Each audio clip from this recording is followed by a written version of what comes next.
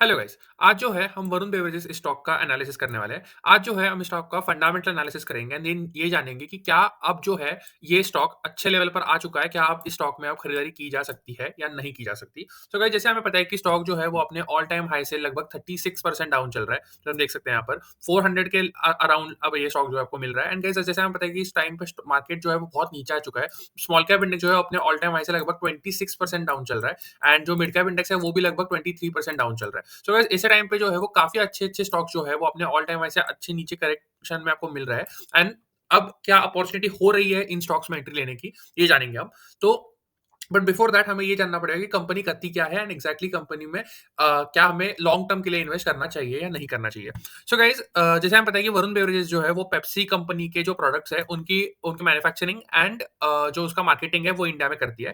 Guys बस India में ही नहीं बट जबकि वो अफ्रीका कॉन्टिनेंट जो है वहां पर भी कंपनी अब एक्सपांड कर रही है, उसके ऊपर मैं बाद में आऊंगा। बट पहले जानते हैं कि कंपनी के प्रोडक्ट कौन से कंपनी के पास। सो गाइज पेप्सी ऑब्वियसली हमें सबको पता है कि पेप्सी एक सॉफ्ट ड्रिंक होता है। तो पेप्सी है ही ऑब्वियसली, बट उसके साथ साथ पेप्सी का जो जीरो शुगर आता है वो है, माउंटेन ड्यू है, मिरांडा है, सब सेवन अप है। और सारे जो कार्बोनेटेड ड्रिंक्स होते हैं, जो सॉफ्ट ड्रिंक्स हम बोलते हैं जिनको, वो सब जो पेप्सी कंपनी के अंडर आते हैं वो सारे के सारे जो है वो वरुण बेवरेजेस के प्रोडक्ट पोर्टफोलियो में आता है।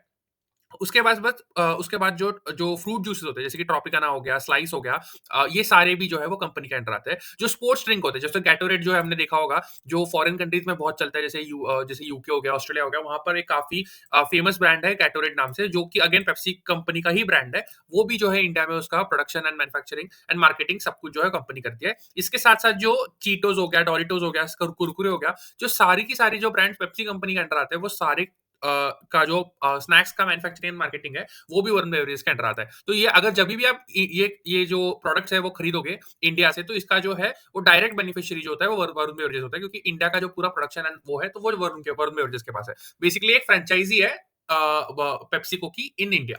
इसके साथ साथ कंपनी के खुद के ब्रांड्स भी है, जैसे कि खुद के ब्रांड्स में उनके कुछ कुछ सॉफ्ट ड्रिंक्स है, जैसे कि जे जे आई वी नाम का एक है, मैंने कभी इसको देखा नहीं है। बट बिकॉज ये कुछ इतना बड़ा इनका है नहीं, तो इसका कंट्रीब्यूशन इतना ज्यादा आता नहीं है। जो मेन है कंपनी का वो खुद जो है वो पेप्सी का जो ब्रांड है उन्हीं के जो प्रोडक्ट्स है उनको बेच के ही आता है कंपनी का जो मेन रेवेन्यू एंड प्रॉफिट है। सो so, जैसे मैंने कहा था कि कंपनी जो है बस इंडिया में नहीं है, कंपनी अफ्रीका में भी जो है वो काफी तेजी से एक्सपांड कर रही है। जैसे हम पता है कि इंडिया में तो ऑलमोस्ट ऑल ओवर इंडिया ही कंपनी का प्रेजेंस हम जैसे देख सकते हैं, जो भी कलर ब्लू में हाईलाइट किया है वहां पर जो है वो वीबीएल मतलब वरुण बेवरेजेस लिमिटेड की जो टेरिटरीज है, जैसे हम देख सकते हैं जो ब्लू कलर्ड मार्क है वो सब टेरिटरीज है। एंड जहां पर पेप्सी का जो लोगो दिखा है हमने वहां पर है वो वहां पर मैन्युफैक्चरिंग प्लांट, जैसे हमने कहा था कि वरुण बेवरेजेस जो है वो मैन्युफैक्चरिंग करता है एंड मार्केटिंग करता है पेप्सी कंपनी के जो प्रोडक्ट्स है उन प्रोडक्ट्स की। तो जैसे हम देख सकते हैं कि ऑलमोस्ट ऑल ओवर इंडिया जो है वो कंपनी के मैन्युफैक्चरिंग प्लांट्स है। जैसे साउथ में हो गया, साउथ में ऑलमोस्ट हर जगह है। उसके बाद जो सेंट्रल इंडिया है वहां पर भी है। उसके बाद नॉर्थ इंडिया में तो बहुत जगह है। तो गाइस ऑलमोस्ट जम्मू कश्मीर को छोड़ के हर जगह जो है कंपनी के मैन्युफैक्चरिंग प्लांट्स भी है एंड ऑल्सो उनकी टेरिटरीज भी है जहां पर वो सेल कर सकते हैं।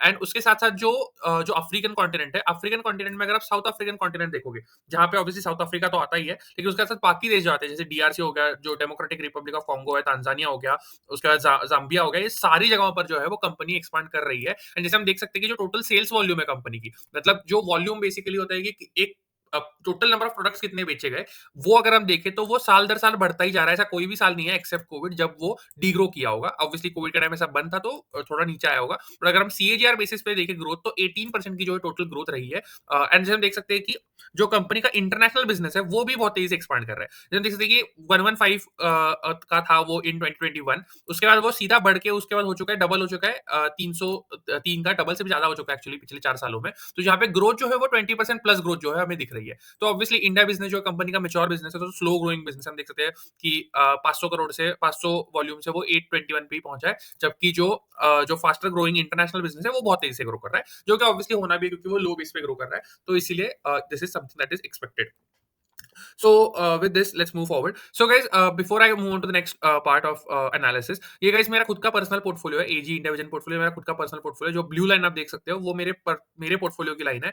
एंड जो निफ्टी 500 जो मेरा पोर्टफोलियो का बेंचमार्क है वो ऑरेंज लाइन से मैंने डिनोट किया है। अब ये डेली पोर्टफोलियो का चेंज है guys, जैसे देख सकते हैं कि बहुत ही अच्छी तरीके से मेरे पोर्टफोलियो ने निफ्टी 500 को आउट परफॉर्म किया है डिस्पाइट द फॉल। जो रिसेंट फॉल आया है उसमें भी हम कम गिरे कंपेयर टू निफ्टी 500। तो guys अगर आपको जानना है कि मेरे पोर्टफोलियो में कौन से स्टॉक्स है, तो आप मेरे फ्री व्हाट्सएप ग्रुप को जॉइन कर सकते हो। मैंने लिंक जो है वो नीचे डिस्क्रिप्शन में दी है। वहाँ जाकर आप पोर्टफोलियो को मेरे व्हाट्सएप ग्रुप को जॉइन कर सकते हो फ्री में।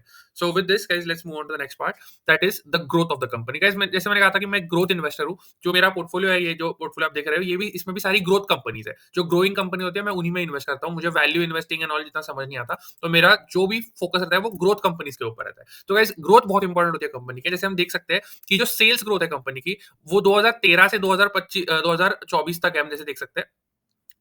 लगभग पिछले 11 साल का डेटा है हमारे पास। 11 सालों में गाइस बस एक बार ऐसा हुआ है कंपनी डीग्रो की है, जैसे वो आप देख सकते हो कि साल जो है वो 2020 का है जब कोविड था। उसके अलावा गाइस ऑलमोस्ट एवरी टाइम जो है कंपनी ग्रो की है, वो भी not in like single digits but in good strong double digit growth. और जैसे हम पिछले 4-5 सालों में देख सकते हैं, स्ट्रॉन्ग कंपनी जो ग्रोथ है वो और भी स्ट्रॉन्ग हो गई है। जैसे हम देख सकते हैं पिछले 10 साल में सीएजीआर ग्रोथ जो है वो सेल्स की 23% है, 5 साल में भी 23% है, 3 साल में 31% है और पिछले 12 महीनों में 25% है। तो कभी भी जो है वो 20% के नीचे आई ही नहीं है ग्रोथ।